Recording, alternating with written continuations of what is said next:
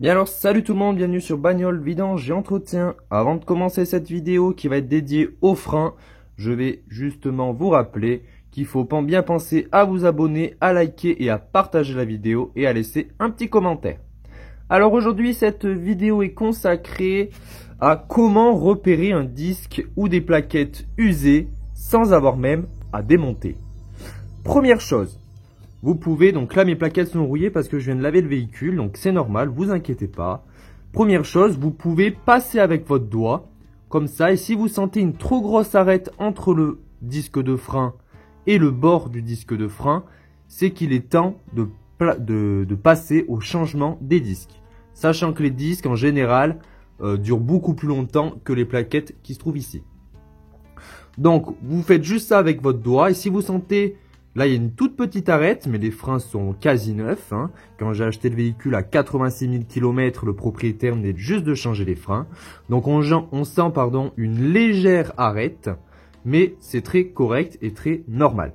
Par contre, si vous sentez une arête très difficile, une arête très épaisse entre le milieu du disque et le bord du disque, c'est bien évidemment qu'il faut placer au changement.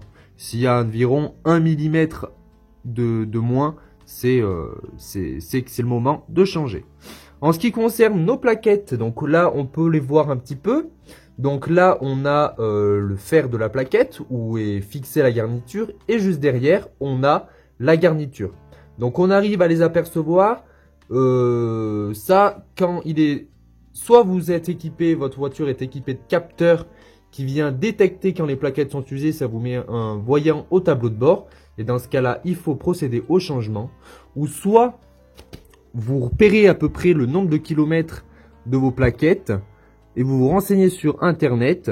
En général, vous tapez la marque de vos plaquettes et de vos disques et on vous donne une fourchette de vie de la plaquette et du disque. Voilà.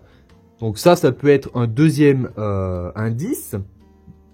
Et aussi, tout simplement, vous pouvez voir à l'œil, sans démonter. Donc là, moi, je vois qu'il reste encore énormément de garniture, beaucoup de garniture. Donc c'est que c'est bon, j'ai pas besoin encore de procéder au changement. Ensuite, on va continuer au niveau du moteur. Et c'est là où on va voir un petit peu quel indice peut nous permettre de repérer une plaquette et un disque usé. Donc je vous emmène au niveau du moteur et on va tout simplement se diriger vers le liquide de frein. Le liquide de frein qui est là.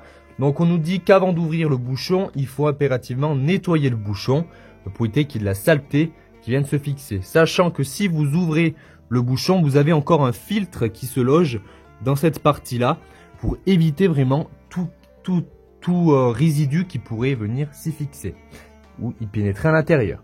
Donc avant de remplir votre réservoir de liquide de frein, vous procédez bien évidemment, vous enlevez le petit filtre qu'il y a. Il y a des véhicules qui en sont équipés, d'autres qui n'en sont pas équipés, mais en général, il y a un petit filtre. Et ensuite, on va se diriger tout simplement au niveau du max. Donc là, notre niveau max est là. Je ne sais pas si à faire, voilà.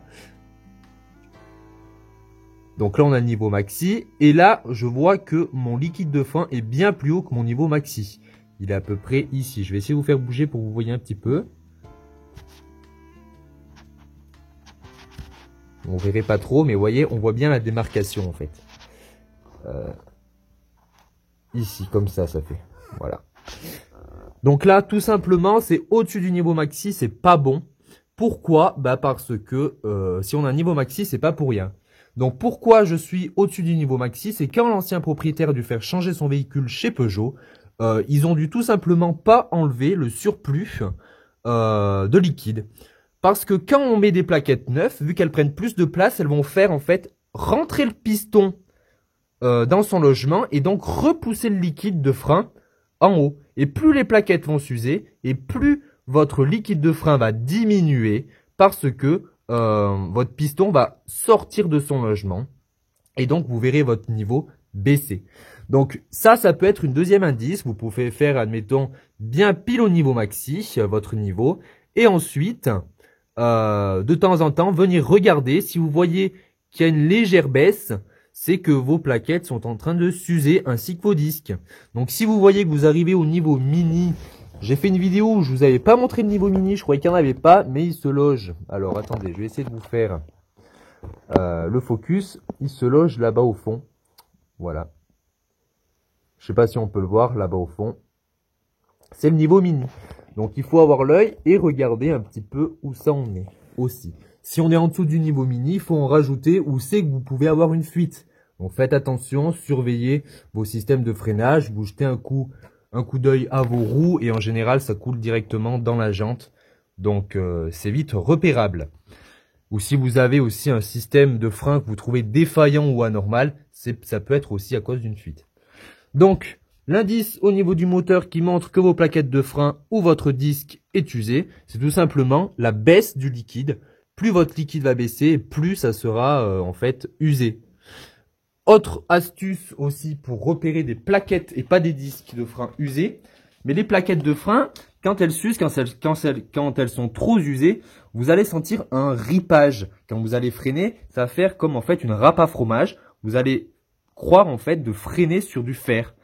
Et là, c'est signe que vos plaquettes sont complètement mortes, qu'il n'y a plus de garniture et que vous freinez ferraille contre ferraille.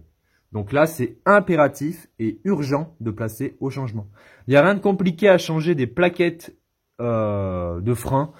J'ai fait une vidéo où je vous avais montré la pinte des étriers de frein et en même temps, je remonte les plaquettes. Je vous la mets en haut en fiche. J'espère que cette vidéo vous aura plu. Dites-moi en commentaire si ça vous a plu et si j'ai oublié quelques points importants à voir. Et je vous dis tout simplement à bientôt dans une prochaine vidéo.